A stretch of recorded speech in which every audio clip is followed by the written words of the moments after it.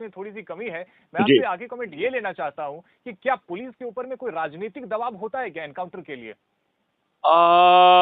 मैं नहीं मानता हूं कि ऐसा होता है, लेकिन तरह तरीके के हालात होते हैं। बहुत सारे समय जो है हमारे सीएम और होम मिनिस्टर बड़े फर्म निर्देश देते हैं कि कम भाट नॉट, ये अपराधी गिरफ्तार होना चाहिए, जिंदा या मुर्दा। तो जब आपके कंसर्टेड एफर्ट जाते हैं तो आपको सफलता भी मिलती है, और जब पॉलिटिकल लाइन क्लियर होती है तो पुलिस बहुत दमंगी के साथ काम कर पाती है। मैं तो ये प्रार्थना करूंगा कि सभी केसेस में पुलिस को दमंगी से काम करने का जो है ना हौसला भी होना चाहिए, और कानूनी अफसर भी होना चाहिए, और जो वर्तमान जो व्यवस्था है जिसके तहत हम पुलिस की पोस्टिंग करते हैं उसको हमें इस नेताओं के चुंगल से हटाना चाहिए, क्योंकि जनता को एक